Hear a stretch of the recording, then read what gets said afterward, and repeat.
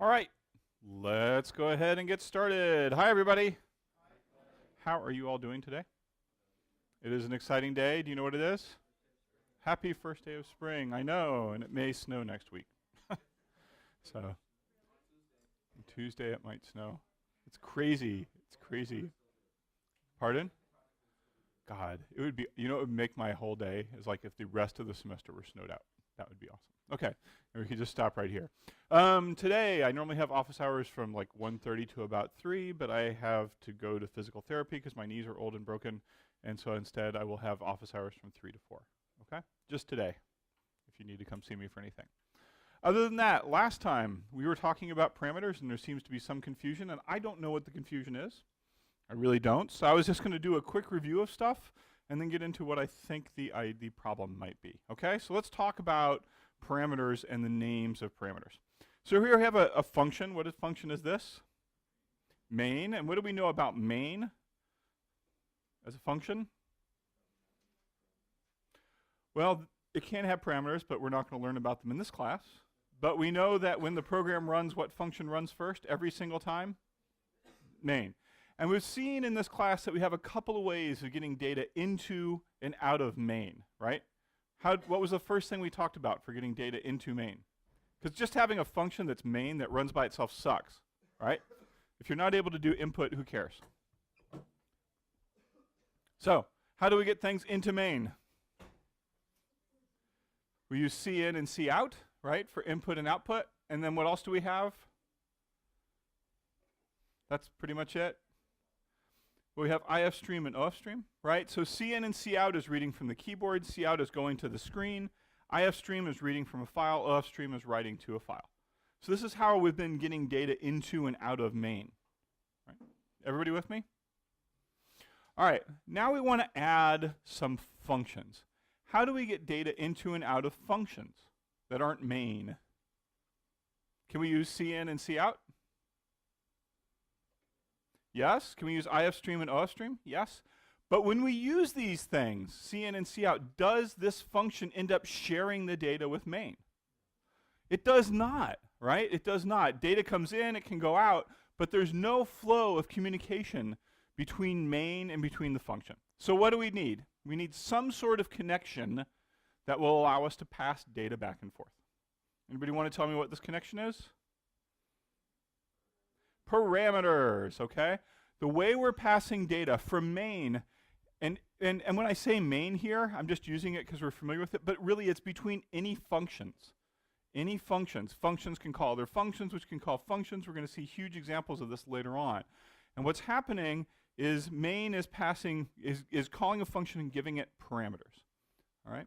So let's look at this a little bit more clearly and put some real functions in here. So inside main, we're calling this very advanced and complicated add function. Anybody want to guess what the add function does? Adds numbers together. And we're saying, look, add 2 and 3 and store the result in z. All right. Everybody with me so far? So what happens is these parameters that get passed are 2 and 3. They get passed through. Where do they go? Where do these 2 and 3 go in the add function?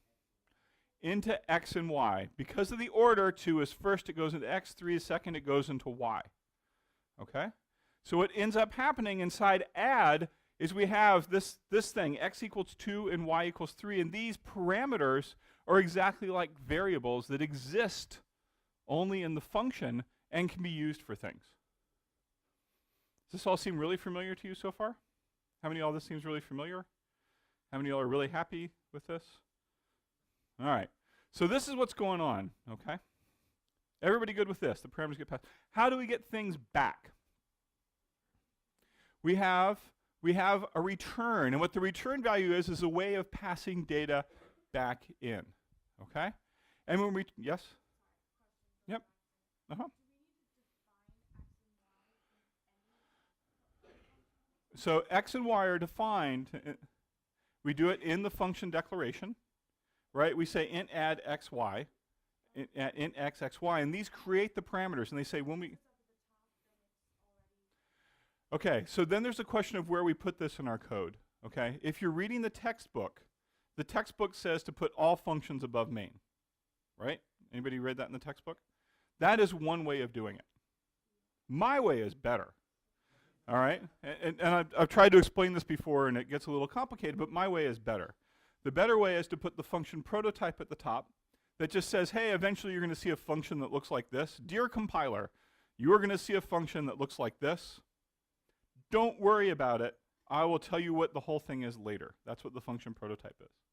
So the compiler runs along, it sees the function prototype, it goes, oh, eventually I'm going to see something that's called add. It has two parameters that are both ints. I'm not going to worry about it. Keeps running along. And then eventually it sees one of those and goes, okay, and then it gets down to the bottom of the code and it sees the actual function. Okay, my way is better. Let's not even worry about why.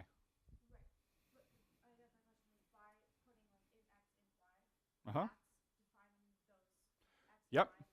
Yep. Just for this function, for int add, it defines an int named x and an int named y. And they exist inside that function as if they were variables you could use, because they are variables you could use. Okay? Everybody with me so far? Sir? Yes, right? Inside here, x and y only exist inside that box. We will go into detail about that shortly. But the answer to your question is yes. We can reuse x and y elsewhere, okay? All right, so everybody with me so far? So what happens is this return, let me just go back to a slide where I was. Okay, so we did 2 and 3, right? 2 and 3 got passed in. We put them as parameters and in add. They can be used locally here. We return x plus y. What is x plus y? 3 plus 2 is 9. All right, 5. So 5 goes back, and this whole thing, add 2, 3, gets replaced with the value that's returned 5. And what does z become in the main program? 5. Everybody good with that? Raise your hand if you're good with that. Any questions before we go on? Because I'm trying to figure out where the problem misunderstanding is. Okay? All right, so let's look at the same thing again, except now what we're going to do is instead of having 2 and 3 be literals, just literal values, we're going to have in main 2 variables. One named x, which is equal to 2, and one named y, which is equal to 3.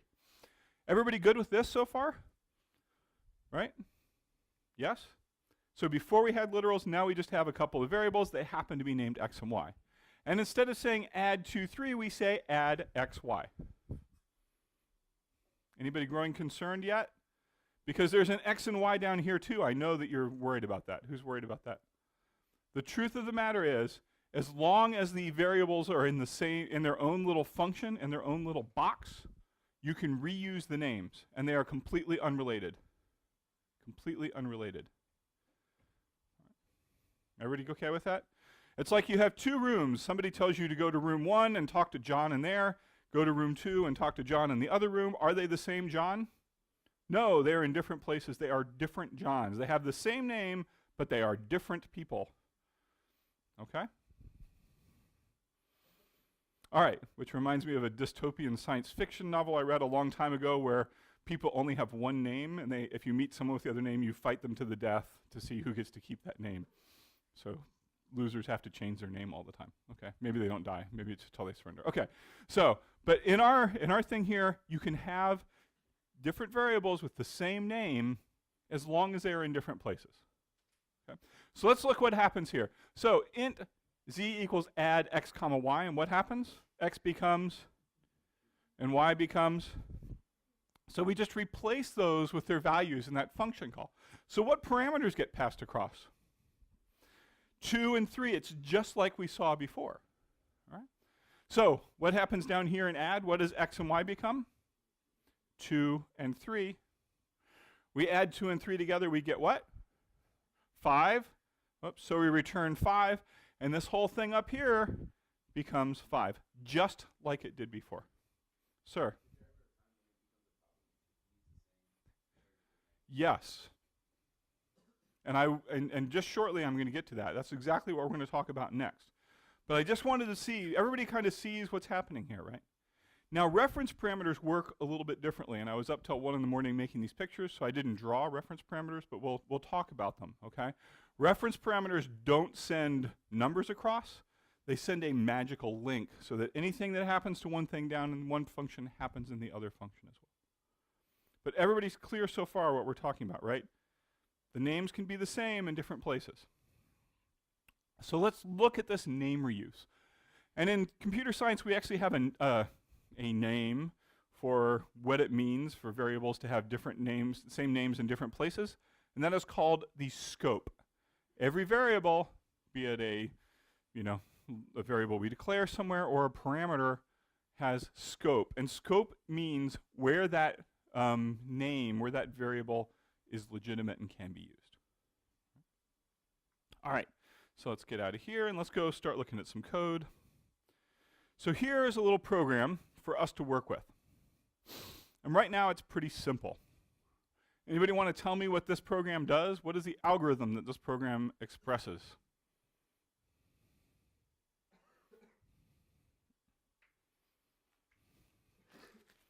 Yes, sir.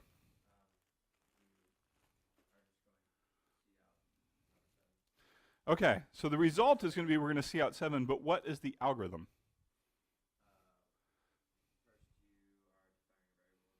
We declare a variable named dog and give it a value of 3.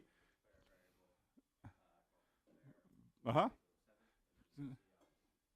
And what does this function do? This is the null function. Just like we have the program that does nothing, this is the function that does nothing. Okay? And are we even calling it in main yet? We're not. So our algorithm is we declare 2 variables, print 1, and we're done. Is that pretty simple? So let's actually go ahead and look and see if this works.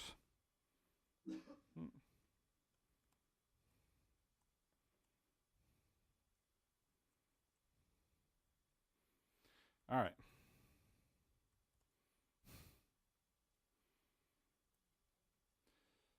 So what's this going to print out when we run it?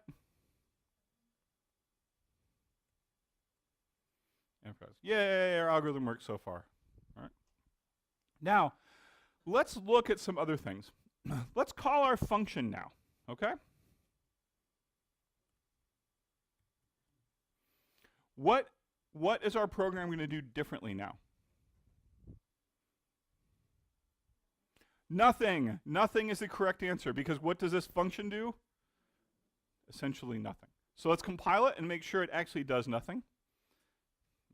Oh, I forgot the function prototype because I suck. Okay, now it'll be happy. And when we run it, nothing should change. It still prints out 7. Everybody with me? Great.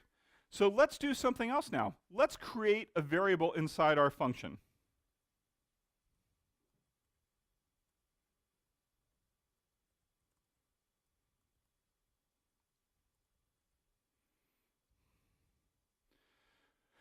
Now what is our program going to do? Sir? So it's going to print out 7. It's going to call function. We jump down to function. There's a local variable named cat, and it counts cat, and it should print out 9. So now it should print out 7 and 9. Everybody good with that? So let's compile it and see if that's what it does. 7 and 9. Everybody pretty happy with this? Basic so far, right? Yes? That means that remember when we were having those pictures of like parameters going in and stuff going back? Void means it's never sending anything back. Because, okay, so if we go back to those pictures that I was showing you, I'm just going to bring up the pictures once I find the right one. Hang on. Okay. So what's happening, right, is that the main calls the function. It can pass things as parameters, and it can get things back as a return value. In our code here, we are passing no parameters, so we're not sending anything, and we're not getting anything back. But what we are doing is we are getting cin and cout, right? So the main function is using cout to print out 7. This other function is using cout to print out 9. But there's no communication in terms of flow of data between the main function and our other function. Does that help to answer your question? And remember, cin and cout are getting data into and out of something, but they are not for getting data between functions. Ah. The compiler would complain. If we did not have the void there, the compiler would complain because we have to tell the compiler what this function is passing back. And in this case, we're just saying our function is not passing anything back. We're going to change that in a few minutes as I go through my example. Okay? All right. Everybody good so far? Give me a thumbs up or thumbs down. All right. So it prints out 7 and 9. There we go. Now, let me ask you a question. In our function here, we had cat, and we were printing out cat. What would happen if we changed that to something else? For example, anybody want to guess where I'm going with this? Dog. All right. Now, instead of cat, we have dog. Oops. Now, instead of cat, we have dog. Does this create any problems for us? Why not? There's a dog in the main function, and there's a dog down here. Clearly, they're related, right? Why not? Because they have the same name, but they are in different functions. It is okay. It is okay for things to have the same name in different functions. So when we compile, is the compiler going to complain? It should not. When we run it, is it going to have the same output? It is, okay? It is, because we have the same things going on. All right. Everybody good so far? So you see that you can have the same name for things in different functions. Now let's ask ourselves something else. How about now we output var?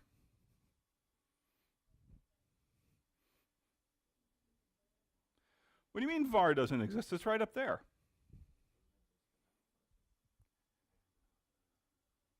Okay, so I'm getting murmurs that var has not been declared in this function, and you believe that the compiler is going to complain. How many of y'all believe that? How many of y'all think this is a trap and I have something up my sleeve? Ha!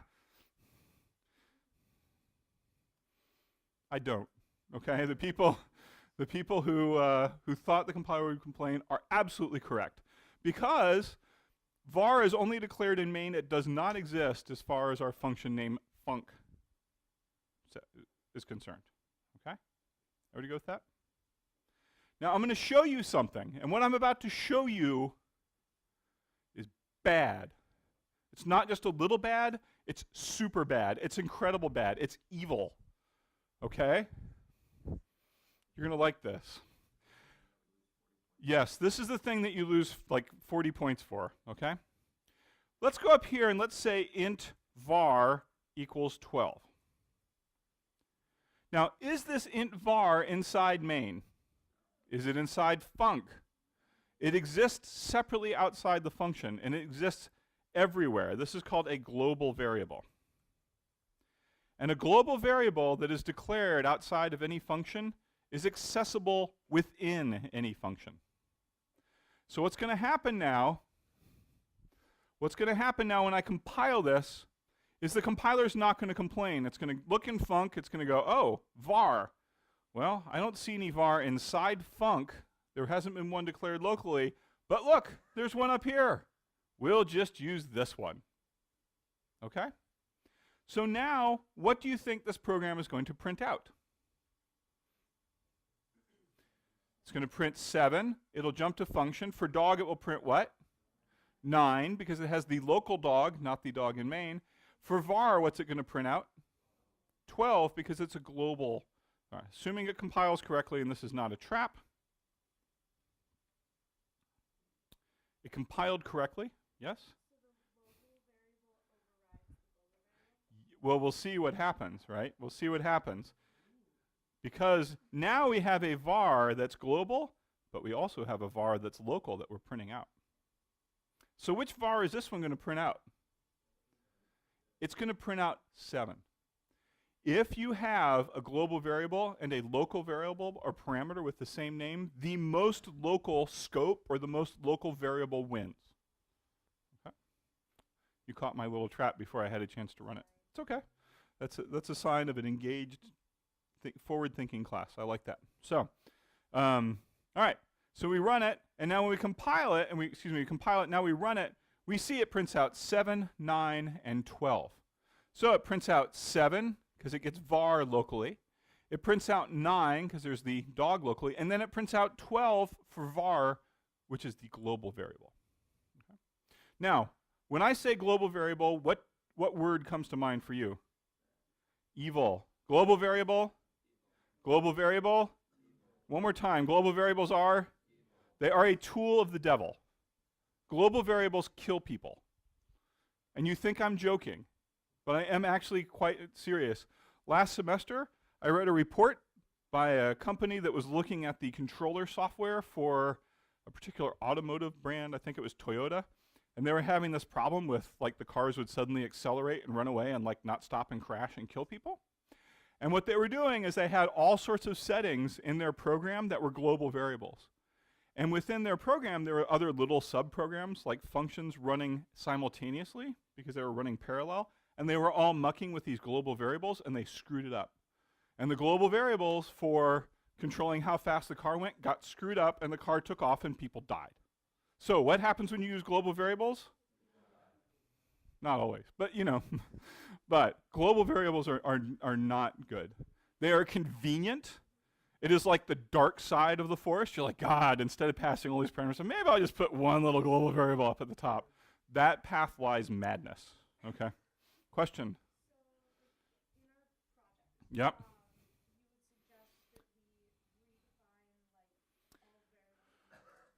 So in your, no. What's going to happen is in your project, you're going to define your vectors in main, and you're going to pass them as parameters to every function that requires them with an ampersand where needed. Okay? All right, so who's with me? Global variables? Thank you. One more time, global variables? God, I'd love to hear that. Okay. Question? Okay. We'll get there. We'll get there. All right. So here we have var as a global variable, which is, come on, we're practicing. Global variables are evil.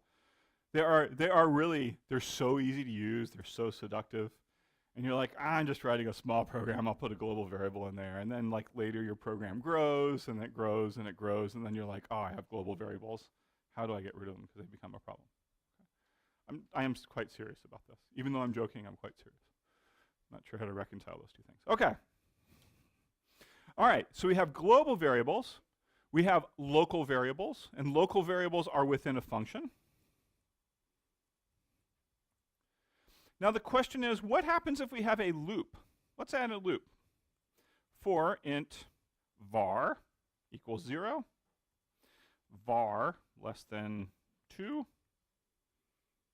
oops, var plus plus, cout, angle var.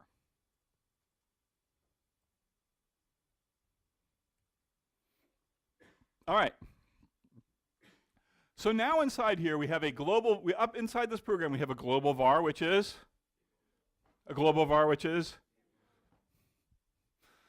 we have this local var, which is 7, and now we have a loop that we tried to use var for inside the loop. Any guesses on what's going to happen here? How many of y'all think the compiler is going to complain because we already have a var inside our main, inside that function? Compiler's going to complain. How many of y'all think this is going to compile correctly? How many of you have no opinion and are waiting just to figure out what happens? It's a perfectly reasonable place to be. All right, so it turns out in C++ you are allowed to do this. You can redeclare a variable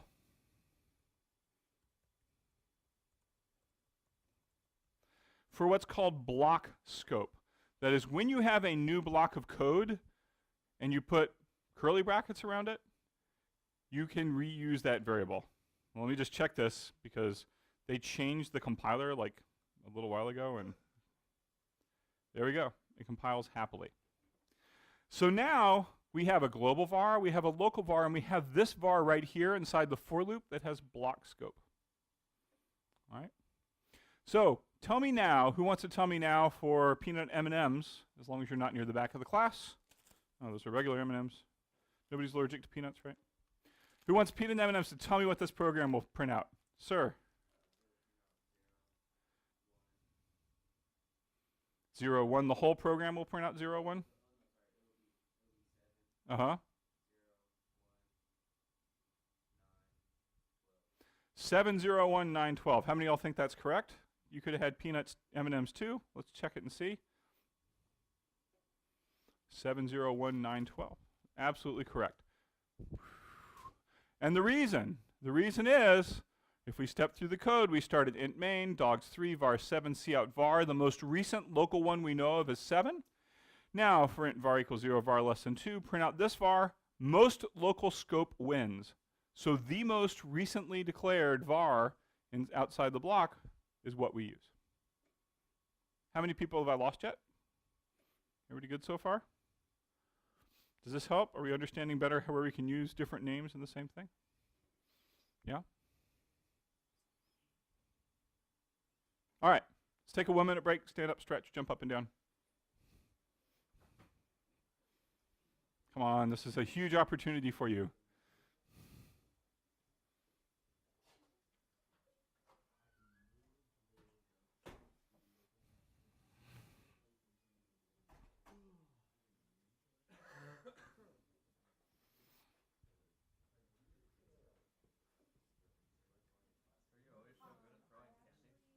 I have years of experience. So, it depends. Yeah. I've had some bad throws in my day. So, oh yeah, not accidentally, not that they were unaware of, but I've had.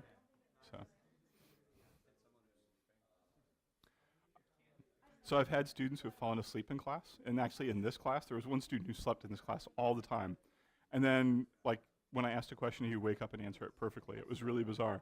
One day I tried to get the whole class to sneak out and leave him asleep. Like I actually was like writing on the board, everybody be quiet, let's sneak out one at a time, and like he woke up. I was like, ah. So anyway, he became a professional poker player and has apparently been a professional poker player for like the last 10 years. So I don't know, maybe. I think he actually was asleep though. That was the amazing thing. So anyway.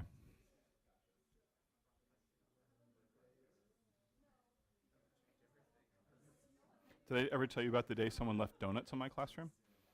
Somebody left Krispy Kreme jelly-filled donuts in my classroom, like a box of 12. And so instead of throwing candy, I was actually throwing donuts around. It was awesome. People were terrified of flying jelly donuts. And the worst part about it is there was a Boston cream donut, which I love, and I left it in the box, like one for myself. At the end of class, I turned my back, I erased the board, I turned down, and someone had stolen it. I'm still bitter. It's been like 8 years, and I'm still bitter about that donut. So. All right, let's get started again. Welcome back. So here we are. We're in a world of difficulty over our variables, and we've seen global variables, which are faster. Global variables. Good. Okay. We have local variables, and now we've seen variables that have what's called block scope. So you can define a block, and they work in there. Okay. In this case, the block scope is the for loop. But you can do other things as well that I'm not going to show you just because there's no reason to ever do it. Okay. Now we have one other type of variable that we haven't talked about yet. Anybody want to guess what that is?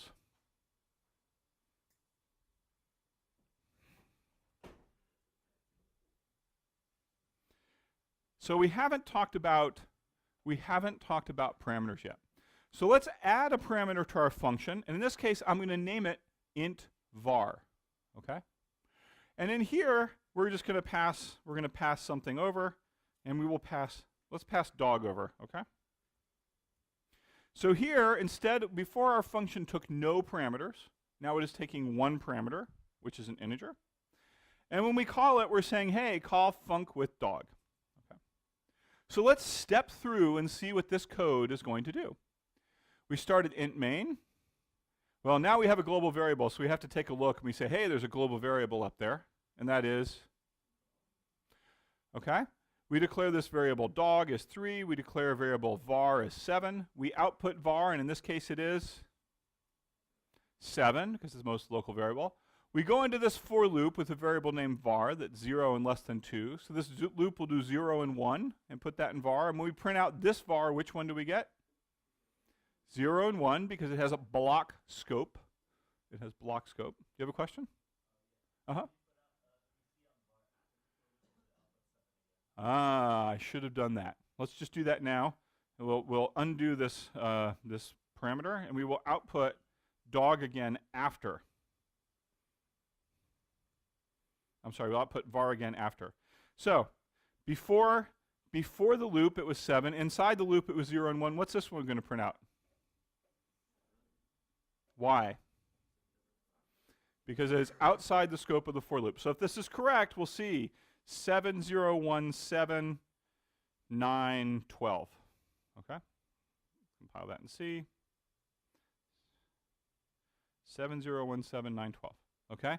So this var right here after the for loop goes back to using the var in local scope, not in block scope.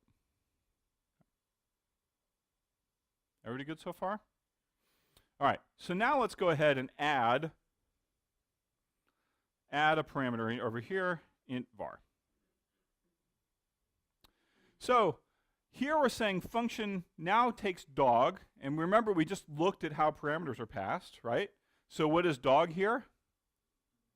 It takes a 3, it passes into here. The value 3 gets copied into this parameter var, and then what happens? Is it going to output 3 here, or is the compiler going to complain that it doesn't know which var we mean? Because it could be this global var up there, or it could be this parameter var down there. What do you think? Okay, so the general vote is, pardon?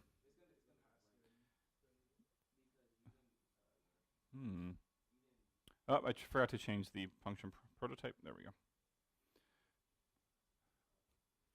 So what were you going to say? The function prototype, thank you. Okay, so now what's going to happen, we'll see if it compiles now that we have this parameter int var, and it does. The question then becomes, which var does this print out? The parameter, which is considered like a local variable, 3. So now if we step through the program, we should print out 7, 0, 1, 7 again. We call function of dog. Dog is 3. 3 gets copied into this local variable var. Local dog is 9, so it does 9 and 3. Let's see if that helps. See if that's what it does. 7, 0, 1, 7, 9, 3. Okay. Who's with me? Okay. All right. Everybody happy so far? Yes?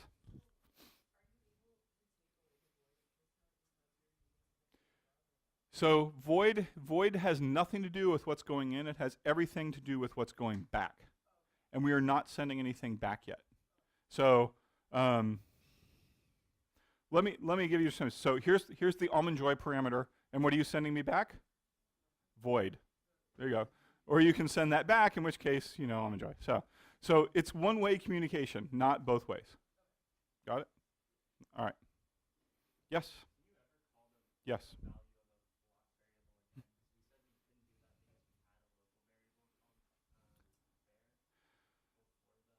I'm sorry, so you wanted to be able to call the value of a block scope variable again?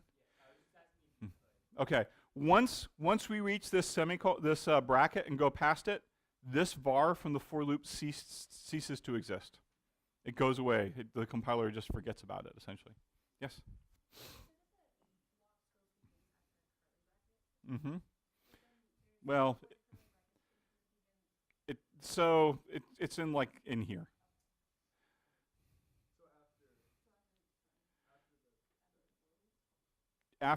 So this var variable is only valid inside between the brackets of the for loop. Even though it's sort of declared outside, the compiler is doing a little bit of magic. Okay. After, yes, because this is now referring to this var up here, because this var has gone away. Okay. And this one that's right. This one supersedes the local one from inside here. Supersedes the global one, which is, thank you, evil.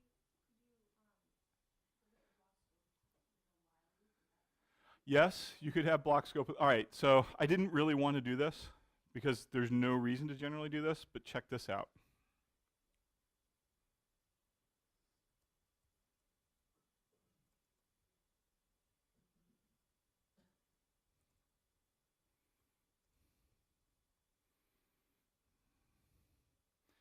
Okay, just because I put it in curly brackets,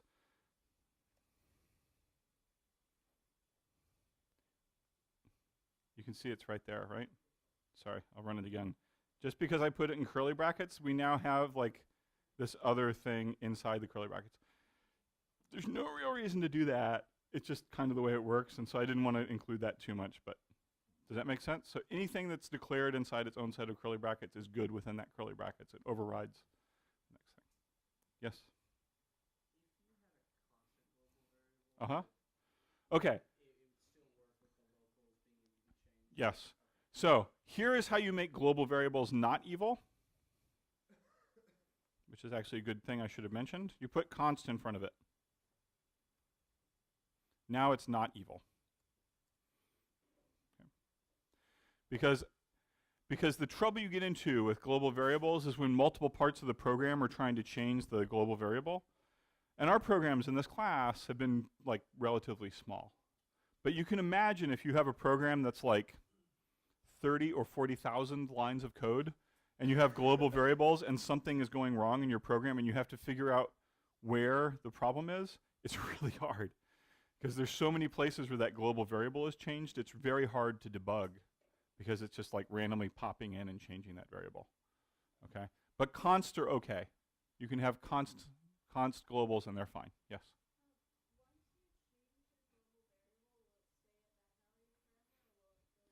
Yeah, if you change a global variable anywhere in your program, it will stay with whatever change was put to it. So, which is why if you put a const in there, you're okay because it becomes impossible to change. All right, everybody with me? Other questions? You're asking really good questions today. This class is much more fun for me. Yes? Oh, well, you do something like this. So there's our global variable, and this is back to being evil because there's a const in front of it. You can just do something like which was the global variable, var? So we'd have to write another function, something like this. We say like void func2.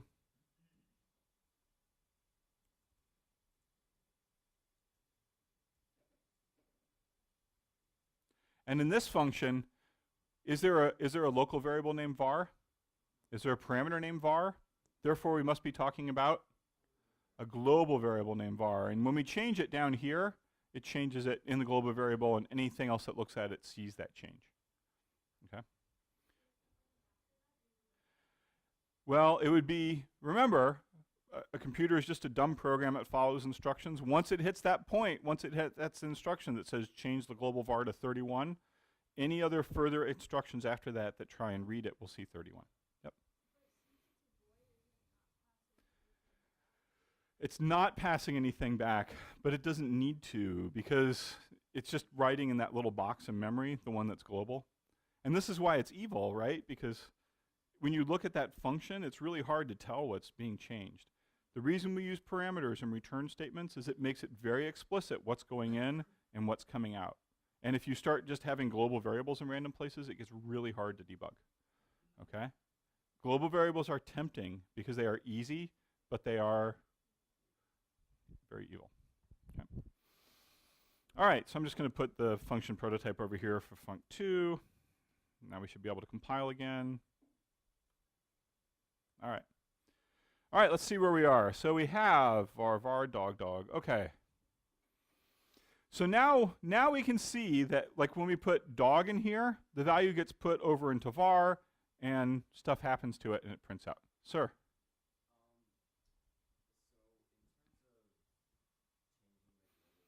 Uh-huh. Yeah.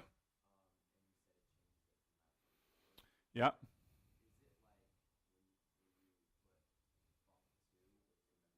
Yep. Yep.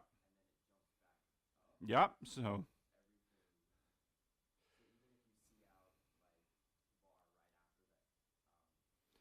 okay, so here's where it gets confusing, right? Like if I put func2 right in here somewhere, like this, after this, var is the global variable.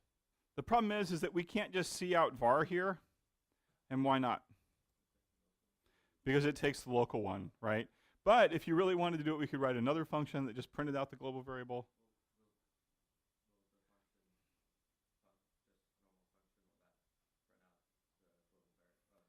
Nope, it has a parameter now.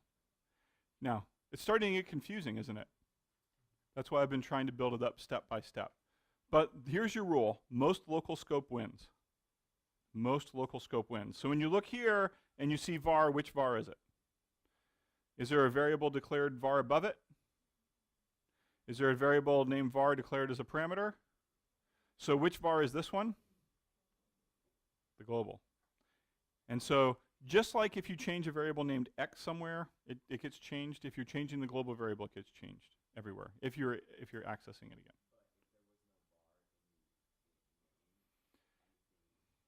Yeah.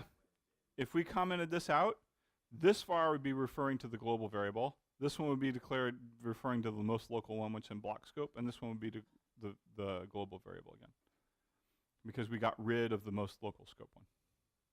Okay. Yeah. Uh-huh. Uh-huh. Yep.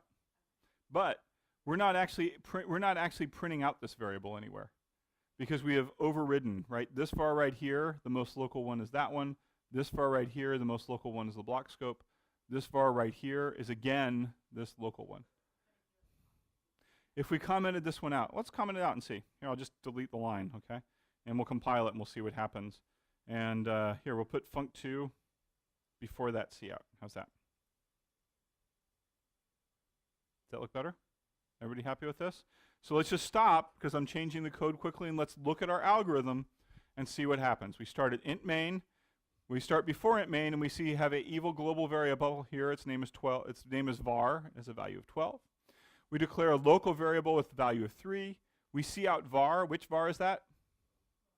It is the global one, and it has the value 12. We declare a block scope variable var that goes from 0 and 1. So this one prints out what? We call func2. When we jump down to func2, we see, oh, look, this is setting var to 31. Which var is this one? Global scope. So which one gets changed? The one that was initially declared 12 up here. Now when we cout var, which one's going to be printed out? Let's print out 31. Then we put dog in the function. Dog is 3. This 3 gets copied over into the local scope var, which is the parameter function. It prints out 9. It prints out 3, and then returns.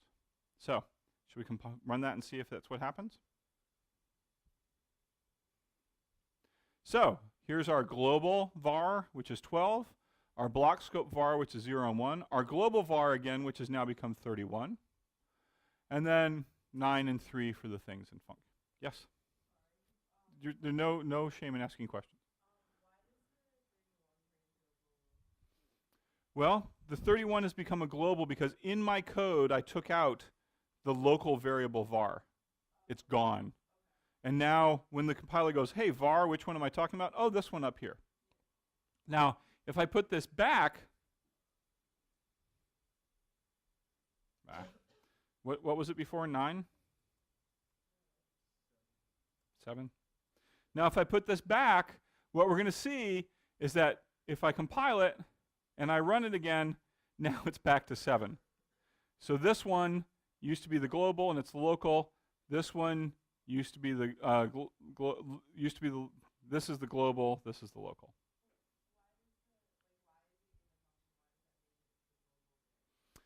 Because what we do is when we see var, when you see var, you start looking backwards through the code and you say, oh, here's the most recent var that I've seen. And if I took this line out, which is what I did before, and you see var, you start looking backward. Is there a local variable named var? Is there a parameter? There's not, but there's a global variable. Uh-huh. Why is this one there? This one? Okay, so we get to this function and we say var. Is there a local variable declared in there named var? Nope. Is there a parameter named var? So which var must we be using? We have to go back to the next one we find, which was the global one. You seem unconvinced. All right. Yes, sir. For the first function, we have a parameter. If we were to also declare int var within the first function, which would be more? Okay. So we have this function, we have a parameter named int var, and the question is, what happens when we declare another int var locally? How many of y'all expect the compiler to complain? How many of you can expect it to override? All right, so here's the deal. In the old days, back in the good old days, the compiler would let you get away with it, but they changed the compiler. They changed the language spec, and now you can no longer have a local variable that overrides the name of a parameter. And this change, this one change, was greeted with tears by computer science professors around the world. Because I should show you, I should go back and find, the compilers changed twice during the time I've been teaching this course to make scope a little bit more constrained. Just like before, you used to be able to do like plus plus plus plus x minus minus plus plus, and that would work. You could do horrible, horrible things with scope. So, almost to the point where people's brains ran out their noses on exams. So it was horrible. It's like a Nerf language now. Okay, so can't do this because it overrides the parameter. Okay. Yes. Yeah, if we just said like var equals 67, that would be fine. And the reason is because we're not making a new one, we're just changing the value of the existing one. And which one would it change? The parameter. And so this would print out 9 and 67. Let's actually verify that.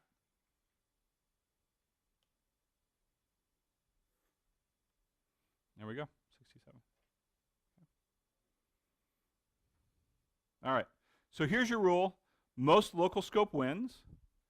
Most local scope wins. When you see a variable and it has a name, you look back. If there's a local variable, if there's a block scope variable, you use that one. If there's a parameter or a local variable, you use that one. If not, check and see if there's a global one. Okay?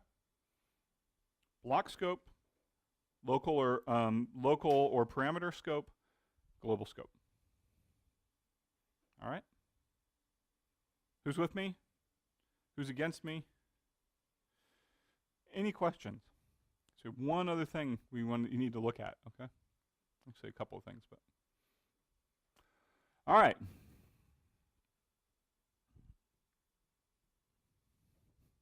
So let's add one thing to this function, the dreaded ampersand.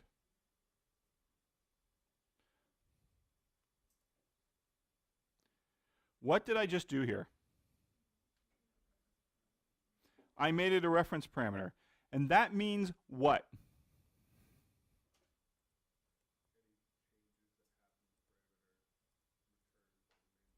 Exactly.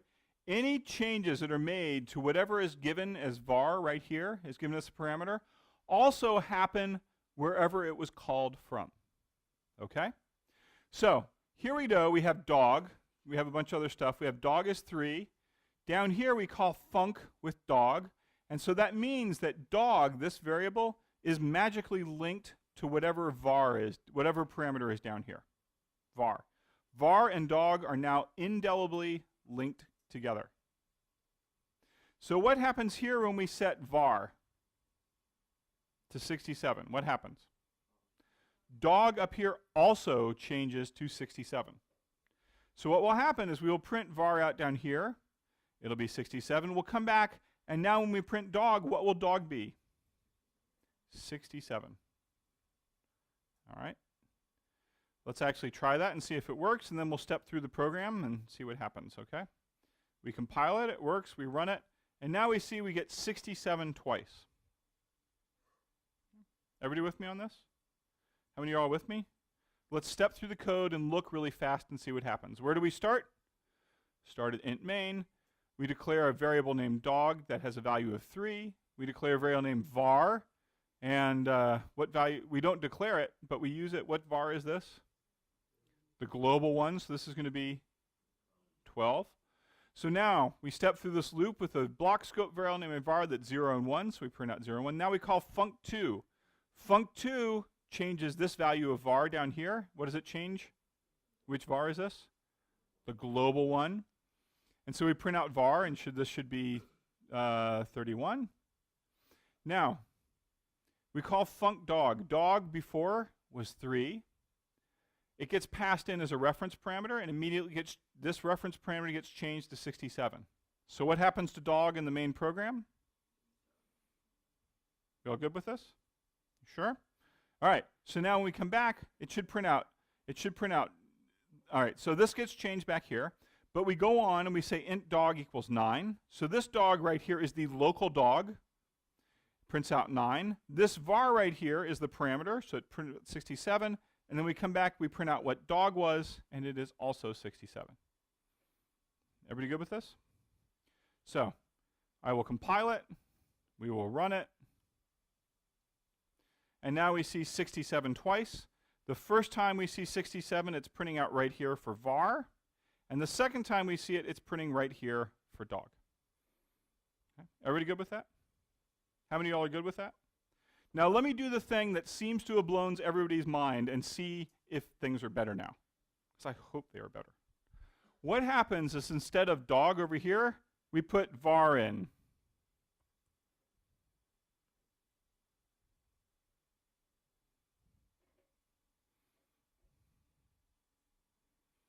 Is it the same thing? All right, so we call func var. Which var are we referring to? Well, we got to look back. There's no local one. There's no parameters. There's no block. So it's got to be the global one. So we call func on var. And look, down here it also has the name var. Is that a problem? How many of y'all think it's a problem? How many of y'all think it's not a problem? It's because it's like 2 Johns in different rooms, right? They have the same name, but they're referring to different things. Now, this ampersand creates a magical link between this var and this var back here.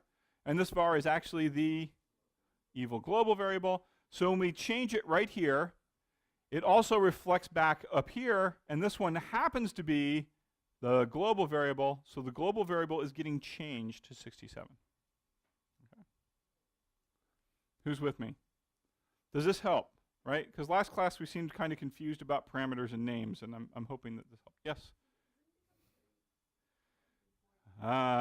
It does. So what's going to happen here is we're going to call func2. Func2 is going to change the global variable to 31. This one will print out 31. We'll call it here with the global variable. It'll jump down here, then it'll set it to 67. So it does change a couple times, and we can run it and see what happens. And you can see, here's the 31 that it got changed to.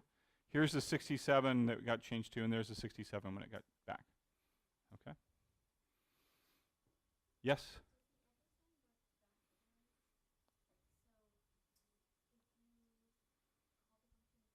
Uh-huh.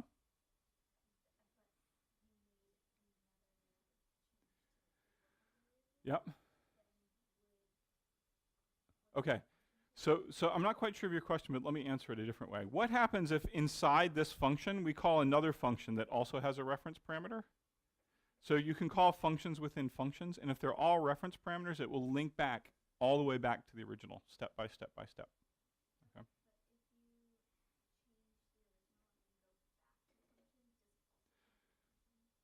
If you change the original, you go back to the function. No, it does not go the other way. But we can't really do that. Right? Because when we're executing this, we don't get to go back to main until we've completed this other function. So it's kind of hard to like mess it up. Now, it can happen because nowadays when computers run, they don't just use one CPU, they use many.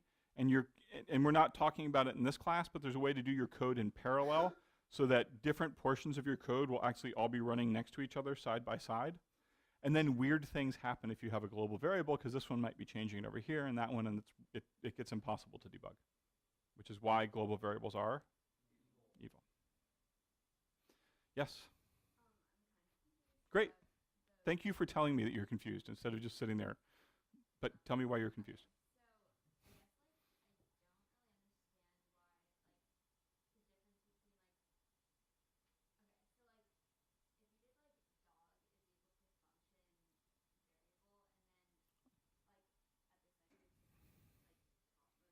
Uh-huh. Up here somewhere? Tell me up or down. Right there? Uh-huh. If you want dog in there instead? Well, we don't. Our functions are not returning anything because they're void functions. But we could have a function that return things. Uh huh. Well, okay. I'm going to answer your question by writing yet another function that does what you want. Okay. So the question is, what happens when we mix? What happens when we mix return types? And reference variables. Okay. So we're going to write function 3. It's going to take a parameter and it's going to take a function. And right before midterm, I gave you a horrible, scary example of this. Remember we were talking about reference parameters? So I gave you an example of this before, but let's write one now. We say int func3. It takes an int reference parameter as an argument. And what do we want to call this one? X. I'm tired of var and dog because it's getting too confusing. Okay? And we just say x equals 12. Return 73. Okay? So what's going to happen is anything that gets passed in here, anything that's given as a parameter to this function is going to be made 12, and whatever is set equal to the function is going to be 73. Okay? So let's go back there and take a look at it. So now, let's see, int, let's say var equals func3 of dog. See out var. See out dog. So now, we don't even have to look at the rest of this code. We don't even care which var this is. It happens to be the global one. But when this statement is executed, it's going to go off. It's going to figure out what func3 of dog is. We jump down there and we say, hey, look, dog gets magically linked to this variable x. X becomes 12, so what happens to dog? Becomes 12. And this whole function returns 73. So the whole thing back here, this part right here becomes 73. So after this should print out what? And this one should print out what? 12. Okay, so you can do both. And I'm showing you what you can do rather than what is the right way to do things for a particular algorithm. Does that make sense? Uh-huh. Yep. Do you want to do that? Well, let's run this one first, and let me verify that what we thought happened was going to happen. So there's the 73, right? That the whole thing that we changed it to, and there's 12. And now, if instead of passing in var, setting var equal to that, we said dog is equal to that. Okay, it gets weird. And the reason is that it figures what this is, changes dog, and then the equal sign changes it again. So before the break, I gave you a series of sheets that had 6 different functions. If you go and take a look at function number 6, it's an example of this. What you're asking me to do is something that only happens on midterm exams where the professor is a jerk. Does that make sense? Or when people do something crazy in their program. But this is not something you'd ever, there's no need to do this, really. Because you're setting it twice, and it's just a weird way of doing it. I'm trying to think of an analogy for it, but I don't have one. Yes. In fact, I'm going to undo this because I don't like it. Oops. Oh, you'll probably see it on the exam. I gave it on the sheet, but it's just weird, right? This is like one of those weird things that can happen. In this class, I'm trying to teach you 2 things, right? I'm trying to teach you how to do algorithms and convert algorithms into something the computer can do all your work for you because you're lazy in a very good way. And I'm also trying to teach you sort of what can happen so that when you look at code, you can see what's going on. And because of that, I will sometimes give you evil, horrible examples that only an evil, horrible computer science professor would put up, and this is not something you would likely see. And this just helps me to gauge your depth of understanding. And if you can do that, if you can do these things, you have good understanding. All right, how's everyone doing? Other questions? Do you feel more comfortable about this now than you did before? Please say yes. Okay. Otherwise, I'd probably cry. It's been a bad week. Yes?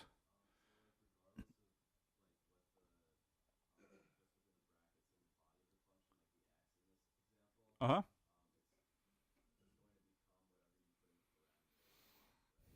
Whatever's in the parameter that's passed here, any changes that are made down here will reflect back to that original thing, as long as it has the ampersand. The ampersand is magic. We will learn the magic behind the ampersand later in the semester, but for now it's magic. All right, who likes to hear programming horror stories? So I was writing my master's thesis in C++. It was a very big simulation of a network protocol running on top of wireless devices. In it, I had a giant switch statement that had switch statements that had functions that called functions that called functions. The stack of functions that called each other was about 20 or 22 functions deep. That is one called another about 22 times. And in there, somehow I had a problem where when the last one stopped and like started passing all the things way back up, the value mysteriously just randomly changed halfway through. It took me 2 days to debug this, 2 full days in the lab and like not really sleeping at night, just doing stuff looking through code. And you know what the problem was? One place where I should have had a reference parameter, I did not. And what was happening is because I was expecting it to be passed back by reference all the way, at some point the reference parameter wasn't there, so it just went back to whatever it was before. It took me 2 days to find it. It was horrible. I added 2 ampersands to my program, one in the function prototype, one in there, and it worked perfectly. Still bitter about that too, and that donut. All right. Yeah, it was horrible. It was so horrible, just for such a simple bug. And in fact, if you ever want to read a really interesting book, there's a book called The Bug, which is a novel about a startup company that has a bug in its software. And the whole story of the book is like the travails of this company almost collapsing because they cannot find and fix this bug. And it's actually kind of a fun book to read because there's code in there and it's in C or C++. So as you're reading the book, you can read the code and like try and figure out what the bugs are. And they talk about all the other bugs they find along the way that aren't the one that's killing their company. And then like, I don't want to give the whole book away, but like people are committing suicide over the bug and they just, anyway, it's quite horrible. And then the bug at the end, like they showed the code that had the bug and I was like, it's right there. And I was right. And I was like, anyway, all right. All right, so everybody's happy with this scope and stuff, right? All right, I'm going to show you one more thing.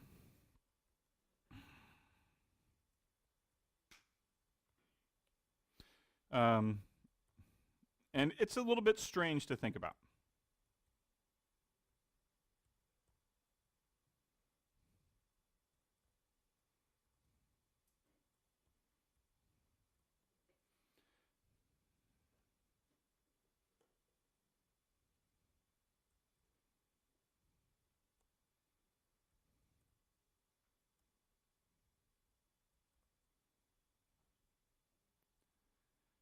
Okay, so what we're going to have is we're going to have a function that takes a vector of strings, and it returns a string.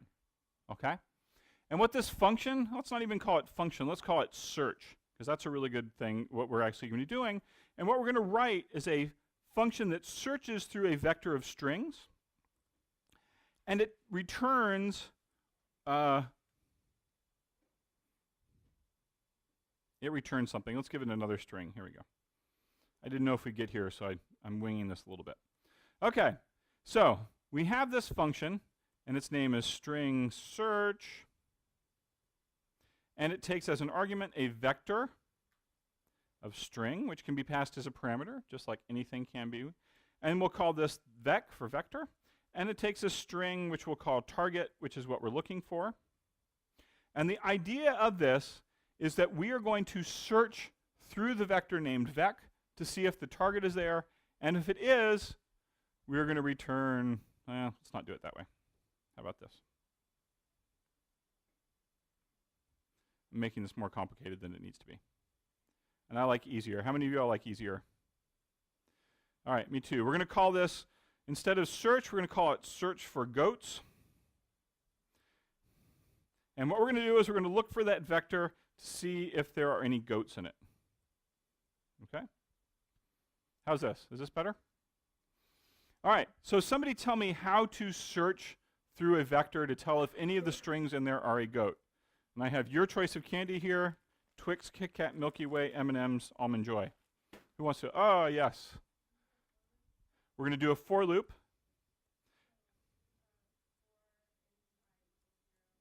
Mm-hmm.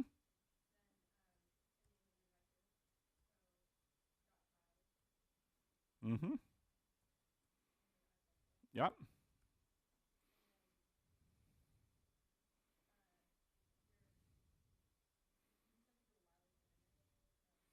Nope. This should be good. If.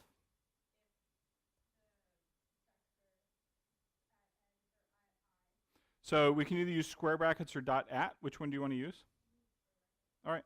I like square brackets, but at works too. Yep.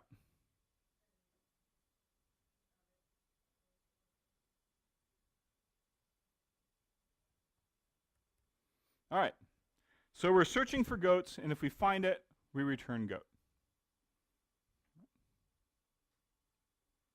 Let's see. I feel like I have one curly bracket too few. My editor agrees with that. There it is. Okay. All right. So we have our not particularly useful function here called search for goats, which if the vector has a goat in it, returns goat. Everybody comfortable with this? See what's going on here? Right? We get a vector. A vector is a container. It has a list of strings. We start at the 0th string, which is the first one. We start looking through there. And if at any point the one that we're currently looking at, which is vec square bracket I, says goat, we return the string goat. And this is called our search for goat function. Yes? Let's see what the compiler says about our function here. Because that is something that I overlooked. What was the name of this one? Const.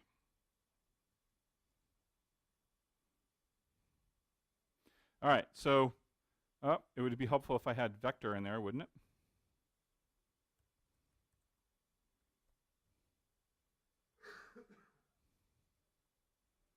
All right, so now it says control may reach end of non-void function. And so we need something that if it doesn't find a goat, we say no goats. How's that? And now it'll be happy because it returns something. So we have our search for goat functions, and either we're going to return goat. If there's a goat in there, we're going to return no goats if there is not. Everybody with me? Yes? All right. Now for simplicity, we could read all the animals from a file, but what we're going to do is we're going to have a vector of string named animals, and we're just going to go ahead and push some animals into the string, into the vector. What kind of animals do you like that are not goats? Pandas?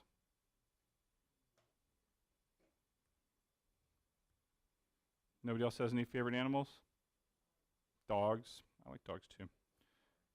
What was that? Var? No. Oh, that's like our first really geeky joke of the semester. We've come so far. Okay, some other animal. A marmot. Excellent choice. What else? How about a goat? All right. So here's what we do. Is now we have, we say, string output equals search for goats, animals. Cout angle output. Oh no, that went wrong. Okay. All right, so everybody sees what we're doing here. Our algorithm is this. We create a vector of strings named animals. We put in this vector of strings a panda, some dogs, a marmot, and a goat.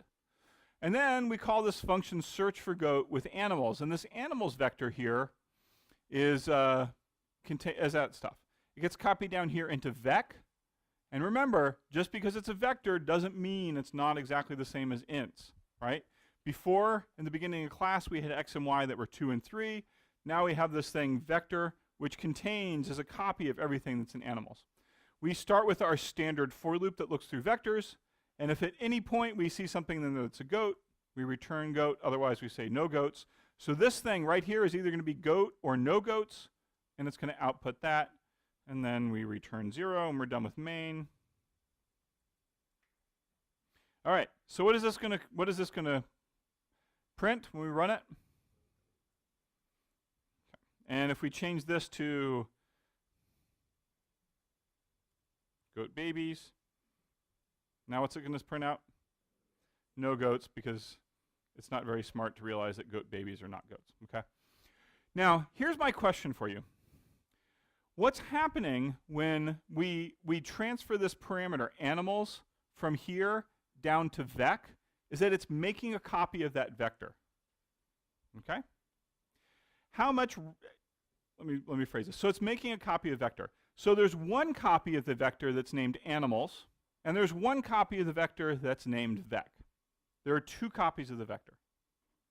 Everybody good with that? And these vectors, these copies live in the RAM of your computer. Everybody good with that too? Who's with me? Great. Here's a problem. Let's say instead of searching for goats, we were searching for something else. And let's say that our, well, let's just say we're searching for goats still. But let's say instead of a list of only 4 animals, we had a list of every animal in the world. How many animals are there in the world, do you suspect? Like more than 8? Probably more than 8. There are a lot of animals, right? There's like billions of sheep, there's billions of cows, ants everywhere, beetles, there's so many different kinds of beetles. How long would our animals vector be if we had a list of every animal in the world? It would be huge. So what would happen when we tried to copy this animals into vec down there? Pardon? It would take a really long time, and in fact, we may not even have enough memory in our computer to do it. Does this seem like a problem to you? The answer is yes, it does, even though it's not something that we worry about in this class, because we're not worried about performance. But this is one of the few cases where I want to show you something that we need. Okay, so let me show you some magic. Here's some magic. What we're going to do is we're going to put an ampersand right there. What does that do? It makes it a reference parameter. And when things are a reference parameter, do you think they are copied back and forth, or is there instead some magic link?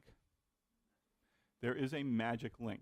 So by putting that reference parameter in there, if we have a list of all the animals in the world, and there are billions of items on there, we no longer have to copy these billions of items from one place to another. How's that sound? Do we want our computers to be fast? Yes, we do. And we have made our program faster by adding 2 ampersands. How many of y'all think that's cool? How many of you don't care? It's kind of cool. But let me ask you a quick question. What could possibly go wrong? So now the problem is that we have this magic link between our function and our main, and we don't mean for our function to change anything. But if our function down here accidentally changes something somehow, I took away one equal sign, what is this going to do now? It's going to change every single thing in that list to goats. And that would be a problem, wouldn't it? How would you like to live in a world that was populated solely with people and goats? It would be horrible for the goats that ended up in the ocean. But okay, so here's what we can do. Okay, here's what we can do. We can use this magic word that we've seen before, const. And what that means is that anything that gets sent in as a parameter, whether it's a reference parameter or not, is not allowed to be changed. Okay? It's just like we've seen before. So what happens now is we can send in a very big list of things, and we can ensure that under no circumstances will they actually be changed. Okay? Yes? I don't know. Let's see what the compiler says. Yes, apparently you do. Yep, you do. So the function prototype also has to say const. Okay. Was that your question too?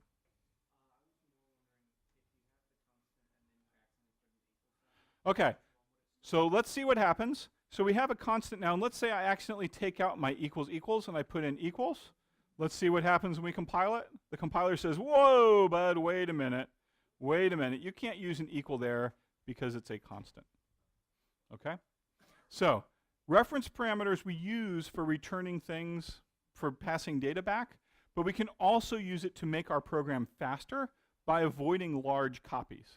And when we do that, we want to use const just because people range from imperfect to suck, and we don't want to screw something up that changes everything in the world to a goat. Okay. Question?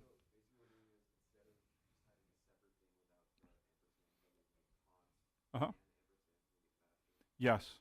It makes it faster while still maintaining the safe property that we're not going to accidentally screw anything up down here. Okay? Because this function is not intended to change things that are passed in, but it could by accident, and making it const is making sure we don't do that by accident. Are you ever going to have to do that in this class? Probably. In fact, for your next project, it would be a good idea to do it in like the vectors that you're passing around. It was actually part of the grading rubric, but because I didn't get to it until right now, I asked the other professor to take it out of the rubric. So the grading rubric should be posted, and it should not include constant parameters, but it is a good idea to use them. Okay. All right. Thank you for your participation today. I hope that we figured out what was not going well last time and fixed it. So, and I will see you next week.